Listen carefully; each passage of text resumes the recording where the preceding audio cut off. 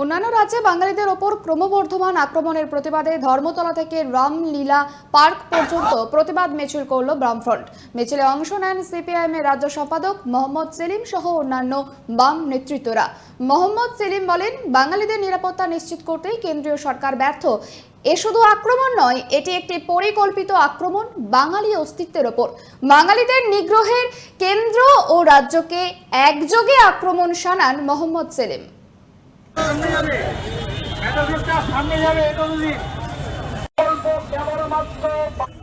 দেশে বলবে মোদি হ্যাঁ 56 ইঞ্চি, আর মমতা বলবে আমি আছি রাজ্যে। সুতরাং এই ভয় থেকে মুক্ত করতে হবে মানুষকে। আমাদের এখানে শুধু মিছিল শেষ নয়, অনেকক্ষণ ধরে বললাম, আমাদের একেবারে পাড়ায় মহল্লায় গিয়ে বলতে হবে, যেটা নির্বাচিত সংস্থা পঞ্চায়েত পুরসভা তাদের দায়িত্ব তারা পালন করছে না, তাদের হাত থেকে ক্ষমতা নেওয়া হচ্ছে, কেন্দ্রীয় ভবন হচ্ছে, চিফ সেক্রেটারি ঠিক করবে পাড়ায় পাড়ায় কি হবে।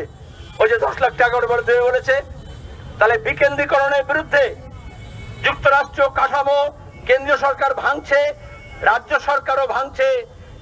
রাজ্যের হাতে যেমন ক্ষমতা চাই, জেলার হাতে চাই, ব্লকে চাই, পঞ্চায়েতে চাই, সেই সবটাকে লোপাট করে দিচ্ছে। আমি বিজেপি সান পরিবারের কাছে দাবি জানাচ্ছি যে তাদের মধ্যে ন্যূনতম মর্যাদা বোধ থাকে, আর যদি বাংলার বাঙালির রক্ত তাদের মধ্যে থাকে, তাহলে হেমন্ত বিশ্ব শর্মাকে ক্ষমা চাইতে হবে।